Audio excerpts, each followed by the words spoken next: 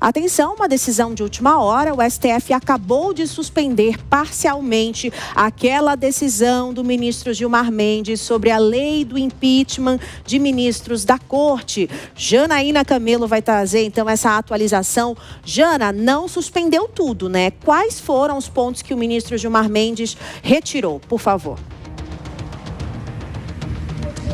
Exatamente, Márcia. O ponto principal que ficou muito discutido aí, que chamou muita atenção, que foi a decisão de dar apenas ao Procurador-Geral da República ali a responsabilidade de apresentar uma denúncia de impeachment contra o ministro do STF.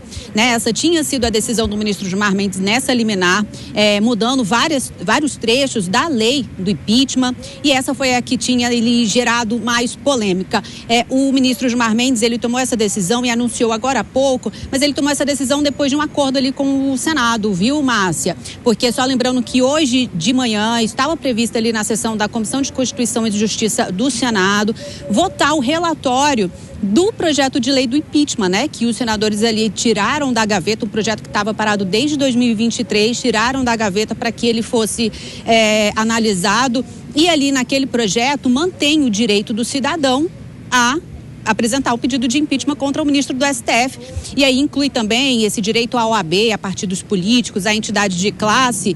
E mais cedo o relator, o senador Everton Rocha, decidiu retirar esse relatório de pauta.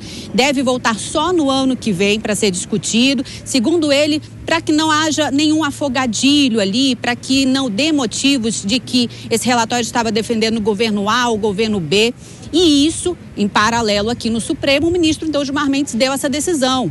Disse ali que está suspenso, por enquanto que ele... A gente está com um probleminha agora no áudio da Janaína Camelo. Vamos passar já para os nossos analistas, o João Belucci e o Mano Ferreira. João Belucci, depois da dosimetria ontem, toda a confusão, Gilmar Mendes recuou? Aparentemente há um recuo, né, Márcia? A gente não sabe até que ponto vai.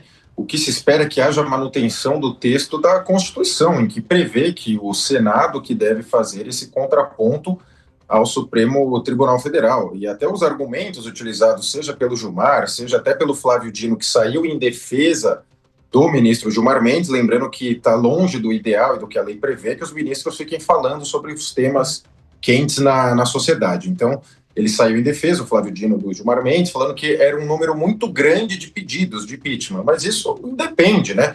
Pode fazer quantos pedidos quiser. Depois o Senado vai fazer a análise do tema, né?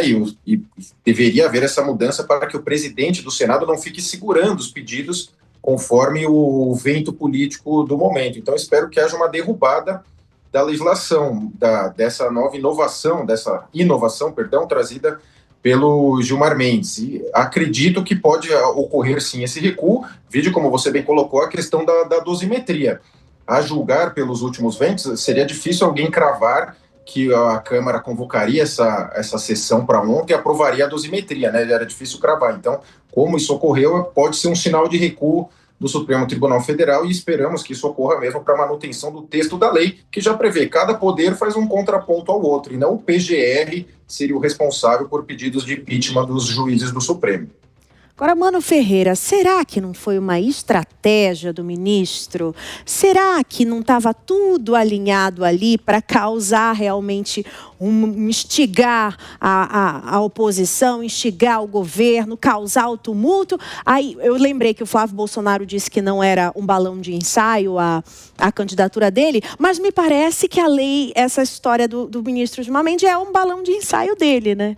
Pois é, Márcia, a gente não pode perder de vista o conjunto das mudanças que foram promovidas pela decisão liminar do ministro, porque além da retirada de prerrogativa do Senado Federal, de ter transformado numa prerrogativa exclusiva do PGR, houve também a mudança de sarrafo a respeito do início do processo, porque a Constituição...